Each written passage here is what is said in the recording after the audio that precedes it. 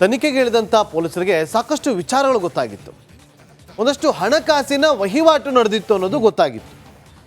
ಹಾಗಾಗಿ ಈ ಹಣಕಾಸಿನ ವಹಿವಾಟು ಹೇಗೆ ನಡೆದಿತ್ತು ಅನ್ನೋದ್ರ ಬಗ್ಗೆ ಒಬ್ಬರಿಬ್ಬರು ಆರೋಪಿಗಳಲ್ಲ, 17 ಜನ ಆರೋಪಿಗಳ ಹಣದ ವಹಿವಾಟಿನ ಬಗ್ಗೆ ಮಾಹಿತಿಯನ್ನು ಕಲೆ ಹಾಕೋದಕ್ಕೆ ಮುಂದಾಗ್ತಿದ್ದಾರೆ. ಹಾಗಾಗಿ ಈ KYC ಕಂಟಕ ಈಗ ಶುರುವಾಗ್ತಾ ಇದೆ. ಹೇಗೆ ಅಂತ ಈ ರಿಪೋರ್ಟ್ ನೋಡಿ.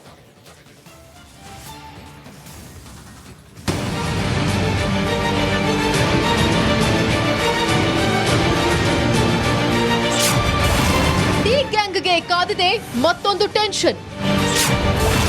ಆರೋಪಿಗಳ ಹಣಕಾಸಿನ ಮೂಲಕ್ಕೆ ಕೈ ಹಾಕಿದ ಟೀಮ್. ರೇಣುಕಾಸ್ವಾಮಿ ಕೊಲೆಯಾದ ಬಳಿಕ ಆರೋಪಿಗಳಿಗೆ ದುಡ್ಡು ನೀಡಲಾಗಿತ್ತು ಎಂಬ ಆರೋಪವಿದೆ.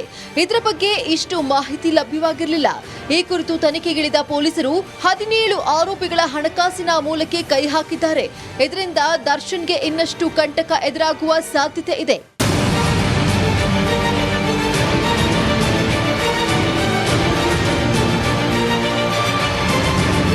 ರೇಣುಕಾಸ್ವಾಮಿ ಮರ್ಡರ್ ಕೇಸ್ನಲ್ಲಿ ಬೆಂಗಳೂರು ಪೊಲೀಸರು ಇನ್ನಷ್ಟು ಆಳಕ್ಕಿಳಿದಿದ್ದಾರೆ. ಆರೋಪಿಗಳ ಹಣಕಾಸು ವ್ಯವಹಾರದ ಮಾಹಿತಿ ಕಲೆ ಹಾಕುತ್ತಿದ್ದಾರೆ. 17 ಆರೋಪಿಗಳಿಗೆ ಸಂಬಂಧಿಸಿದ ಬೆಂಗಳೂರಿನಲ್ಲಿರುವ ವಿವಿಧ ಬ್ಯಾಂಕ್ಗಳಿಂದ ತನಿಖಾಧಿಕಾರಿಗಳು ಮಾಹಿತಿ ಸಂಗ್ರಹಿಸಿದ್ದಾರೆ. ಒಟ್ಟು 7 ಬ್ಯಾಂಕ್ ಮ್ಯಾನೇಜರ್ಗಳಿಂದ ಅಧಿಕಾರಿಗಳು KYC ಮಾಹಿತಿ ಪಡೆದಿದ್ದಾರಂತೆ. KYC ಮಾಹಿತಿ ಸಂಗ್ರಹ. ಕೊಲೆ ಆರೋಪಿಗಳ KYC ಮಾಹಿತಿಯನ್ನ ತನಿಖಾಧಿಕಾರಿಗಳು ಸಂಗ್ರಹಿಸಿದ್ದಾರೆ. KYC ಮೂಲಕ ಗ್ರಾಹಕರ ಗುರುತು ಮಾಹಿತಿ ಸಂಗ್ರಹಿಸಲು ಸಹಕಾರಿಯಾಗಲಿದೆ. ಇದು ವಂಚನೆಯನ್ನ ತಡೆಯಲು ಸಹಕಾರಿಯಾಗಲಿದೆ.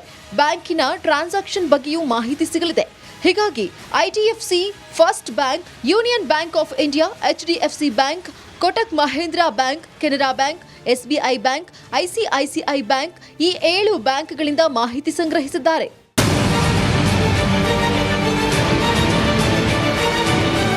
ಮಾಗಡಿ ರೋಡ್ನ ಒಂದು ಬ್ಯಾಂಕಿನಿಂದ 14 ಜನ ಆರೋಪಿಗಳಿಗೆ ಸಂಬಂಧಿಸಿದಂತೆ KYC ಮಾಹಿತಿಯನ್ನ ತನಿಖಾಧಿಕಾರಿಗಳು ಪಡೆದಿದ್ದಾರೆ. ಇಮೇಲ್ ಮೂಲಕ ಪವಿತ್ರ ಗೌಡ, ದರ್ಶನ್ ಸೇರಿ 14 ಆರೋಪಿಗಳ KYC ಮಾಹಿತಿ ಸಂಗ್ರಹಿಸಿದ್ದಾರೆ. 7 ಬ್ಯಾಂಕ್ ಮ್ಯಾನೇಜರ್ಗಳಿಂದ ಖಾಕಿ ಮಾಹಿತಿ ಸಂಗ್ರಹಿಸಿದ್ದಾರೆ. ಒಂದು ವೇಳೆ ಆರೋಪಿಗಳಿಗೆ ದರ್ಶನ್ ಅಥವಾ ದರ್ಶನ್ಗೆ ಸಂಬಂಧಿಸಿದ ವ್ಯಕ್ತಿಗಳಿಂದ ಹಣ ಟ್ರಾನ್ಸಾಕ್ಷನ್ ಆಗಿದ್ರೆ ರೇಣುಕಾಸ್ವಾಮಿ ಮರ್ಡರ್ ಕೇಸ್ನಲ್ಲಿ ಅದು ದೊಡ್ಡ ಸಾಕ್ಷ್ಯ ಆಗಲಿದೆ. ರೇಣುಕಾಸ್ವಾಮಿ ಮರ್ಡರ್ ಕೇಸ್ನಲ್ಲಿ ಜೈಲು ಸೇರಿರುವ ಆರೋಪಿಗಳಲ್ಲಿ ಬಹುತೇಕರು ತುತ್ತು ಅನ್ನಕ್ಕೂ ಪರದಾಡುವಂತಹ ಬಡವರು. ಅವರ ಖಾತೆಯಲ್ಲಿ ಲಕ್ಷಾಂತರ ವ್ಯವಹಾರ ಪತ್ತೆಯಾದರೆ ದೊಡ್ಡ ಸಾಕ್ಷ್ಯವಾಗಲಿದೆ. ಧ್ರುವರಾಜ್, ರಿಪಬ್ಲಿಕ್ ಕನ್ನಡ, ಬೆಂಗಳೂರು. ಮತ್ತಷ್ಟು ಮಾಹಿತಿಯನ್ನು ಕೊಡೋದಕ್ಕೆ ನಮ್ಮ ಬಳ್ಳಾರಿ ಪ್ರತಿನಿಧಿ ಈಗ ರೇಣುಕಾರಾಧ್ಯ ಲೈವ್ನಲ್ಲಿ ಜಾಯ್ನ್ ಆಗಿದ್ದಾರೆ. ರೇಣುಕಾರಾಧ್ಯ ವಾಪಸ್ ಬರ್ತಾರಾ ದರ್ಶನ್ ಬಳ್ಳಾರಿಗೆ? ಆ ಲಕ್ಷಣಗಳೇನಾದ್ರು ಕಂಡು ಬರ್ತಾ ಇದೆ? ಯಾಕಂದರೆ ಇವತ್ತು ನಿನ್ನೆ ಗೃಹ ಸಚಿವರು ಕೊಟ್ಟಂಥ ಸ್ಟೇಟ್ಮೆಂಟ್ ಮೇಲೆ ಈ ಚರ್ಚೆಗಳು ಆಗ್ತಾ ಇದೆ. ಬಳ್ಳಾರಿನಾಗ ಏನಿದೆ ಚರ್ಚೆ?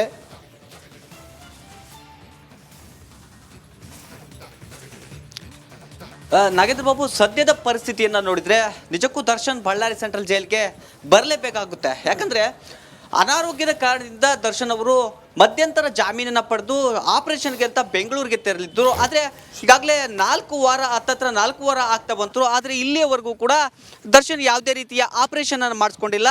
ಕೋರ್ಟ್ ಏನು ಅವರಿಗೆ ಜಾಮೀನು ಕೊಡ್ತಕ್ಕಂಥ ಸಂದರ್ಭದಲ್ಲಿ ಒಂದು ಪ್ರಮುಖವಾದ ವಿಷಯವನ್ನು ತಿಳಿಸಿತ್ತು. ಏನಂದರೆ ಯಾವ ಟ್ರೀಟ್ಮೆಂಟ್ ಪಡಿತೀರಾ, ಜೊತೆಗೆ ಆಪರೇಷನ್ ಆದ ಬಳಿಕ ಅದರ ಬಗ್ಗೆ ವರದಿಯನ್ನು ಕೂಡ ನೀವು ಕೋರ್ಟ್ಗೆ ಸಲ್ಲಿಕೆ ಮಾಡಬೇಕು ಅಂತ ಕೋರ್ಟ್ ಹೇಳಿತ್ತು. ಆದರೆ ಇಲ್ಲಿಯವರೆಗೂ ಕೂಡ ಯಾವುದೇ ರೀತಿಯ ಆಪರೇಷನ್ ಆಗಿಲ್ಲ. ಹೀಗಾಗಿ ಎಲ್ಲೋ ಒಂದು ಕಡೆಗೆ ದರ್ಶನ್ ಅವರು ನಾಟಕ ಮಾಡ್ತಾ ಇದ್ದಾರಾ ಅನ್ನುವ ಚರ್ಚೆ ಸಾಮಾನ್ಯವಾಗಿ ನಡೀತಾ ಇತ್ತು. ಅದಕ್ಕೆ ಹಿಂಬು ನೀಡುವಂತೆ ನಿನ್ನೆ ಗೃಹ ಸಚಿವರು ಏನು ಹೇಳಿಕೆಯನ್ನು ಕೊಟ್ಟಿದ್ದಾರೆ, ದರ್ಶನ್ಗೆ ಯಾವುದೇ ರೀತಿಯಾದ ಆಪರೇಷನ್ ಅವಶ್ಯಕತೆ ಇಲ್ಲ ಅಂತ ಏನು ಹೇಳಿಕೆ ಕೊಟ್ಟಿದ್ದಾರೆ, ಆ ಹೇಳಿಕೆಯನ್ನು ನೋಡಿದಾಗ ಇಲ್ಲಿ ಸ್ಪಷ್ಟವಾಗುತ್ತೆ. ಎಲ್ಲೋ ಒಂದು ಕಡೆಗೆ ದರ್ಶನ್ ಬೆಂಗಳೂರಿಗೆ ಹೋಗೋದಕ್ಕೆ ಈ ರೀತಿಯಾದ ನೆಪವನ್ನು ಒಡ್ಡಿ ಒಂದಷ್ಟು ಜೈಲಿನಲ್ಲೂ ಕೂಡ ತೀವ್ರವಾದ ಬೆನ್ನು ನೋವಿದೆ ಅನ್ನುವ ಮಟ್ಟಕ್ಕೆ, ಅಂದರೆ ಬೀಳುವ ಮಟ್ಟಕ್ಕೆ ಹೋಗಿ, ಜೊತೆಗೆ ಒಂದಷ್ಟು ಏನು ಹೋಗುವಾಗ ಬ್ಯಾಗನ್ನು ಕೂಡ ಹಿಡಿದುಕೊಳ್ಳೋದಕ್ಕೆ ಆಗೋದಿಲ್ಲ ಅನ್ನುವ ಮಟ್ಟಕ್ಕೆ ಅವರು ಡ್ರಾಮಾ ಮಾಡಿದ್ರ ಅನ್ನುವ ಒಂದು ಪ್ರಶ್ನೆ ಸಹಜವಾಗಿ ಕಾಡುತ್ತೆ.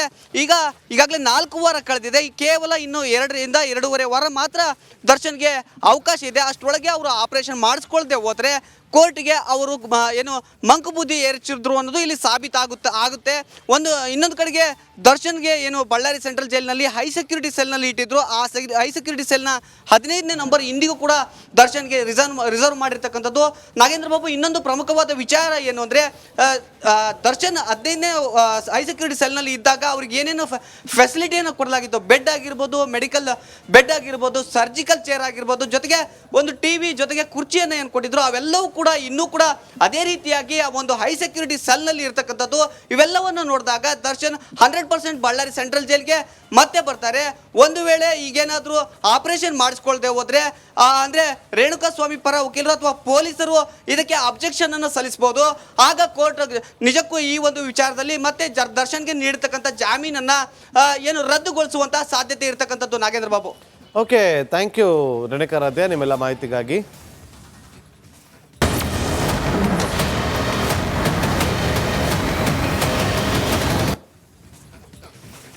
ತನಿಖೆಗೆ ಇಳಿದಂಥ ಪೊಲೀಸರಿಗೆ ಸಾಕಷ್ಟು ವಿಚಾರಗಳು ಗೊತ್ತಾಗಿತ್ತು.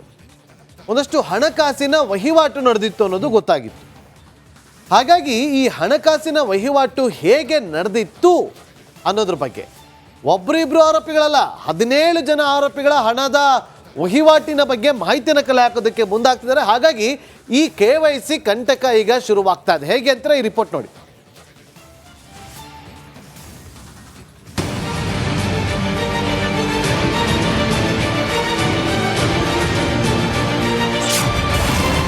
ಗ್ಯಾಂಗ್ಗೆ ಕಾದಿದೆ ಮತ್ತೊಂದು ಟೆನ್ಷನ್. ಆರೋಪಿಗಳ ಹಣಕಾಸಿನ ಮೂಲಕ್ಕೆ ಕೈ ಹಾಕಿದ ಟೀಮ್. ರೇಣುಕಾಸ್ವಾಮಿ ಕೊಲೆಯಾದ ಬಳಿಕ ಆರೋಪಿಗಳಿಗೆ ದುಡ್ಡು ನೀಡಲಾಗಿತ್ತು ಎಂಬ ಆರೋಪವಿದೆ. ಇದರ ಬಗ್ಗೆ ಇಷ್ಟು ಮಾಹಿತಿ ಲಭ್ಯವಾಗಿರಲಿಲ್ಲ. ಈ ಕುರಿತು ತನಿಖೆಗಿಳಿದ ಪೊಲೀಸರು 17 ಆರೋಪಿಗಳ ಹಣಕಾಸಿನ ಮೂಲಕ್ಕೆ ಕೈ ಹಾಕಿದ್ದಾರೆ. ಇದರಿಂದ ದರ್ಶನ್ಗೆ ಇನ್ನಷ್ಟು ಕಂಟಕ ಎದುರಾಗುವ ಸಾಧ್ಯತೆ ಇದೆ.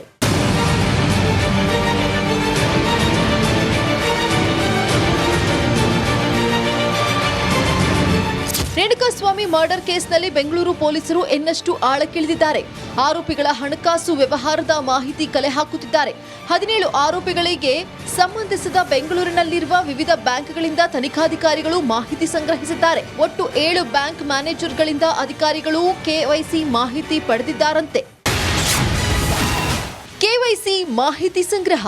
ಕೊಲೆ ಆರೋಪಿಗಳ KYC ಮಾಹಿತಿಯನ್ನ ತನಿಖಾಧಿಕಾರಿಗಳು ಸಂಗ್ರಹಿಸಿದ್ದಾರೆ. KYC ಮೂಲಕ ಗ್ರಾಹಕರ ಗುರುತು ಮಾಹಿತಿ ಸಂಗ್ರಹಿಸಲು ಸಹಕಾರಿಯಾಗಲಿದೆ. ಇದು ವಂಚನೆಯನ್ನ ತಡೆಯಲು ಸಹಕಾರಿಯಾಗಲಿದೆ. ಬ್ಯಾಂಕಿನ ಟ್ರಾನ್ಸಾಕ್ಷನ್ ಬಗ್ಗೆಯೂ ಮಾಹಿತಿ ಸಿಗಲಿದೆ. ಹೀಗಾಗಿ IDFC, first bank, union bank of India, HDFC bank, Kotak Mahindra bank, Canara bank, SBI bank, ICICI bank ಈ 7 ಬ್ಯಾಂಕ್ಗಳಿಂದ ಮಾಹಿತಿ ಸಂಗ್ರಹಿಸಿದ್ದಾರೆ.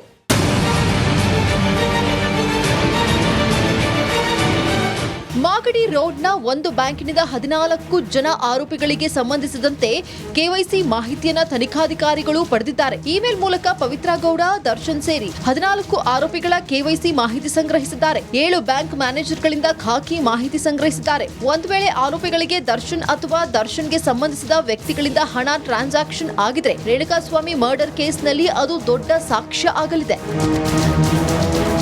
ರೇಣುಕಾಸ್ವಾಮಿ ಮರ್ಡರ್ ಕೇಸ್ನಲ್ಲಿ ಜೈಲು ಸೇರಿರುವ ಆರೋಪಿಗಳಲ್ಲಿ ಬಹುತೇಕರು ತುತ್ತು ಅನ್ನಕ್ಕೂ ಪರದಾಡುವಂತಹ ಬಡವರು. ಅವರ ಖಾತೆಯಲ್ಲಿ ಲಕ್ಷಾಂತರ ವ್ಯವಹಾರ ಪತ್ತೆಯಾದರೆ ದೊಡ್ಡ ಸಾಕ್ಷ್ಯವಾಗಲಿದೆ.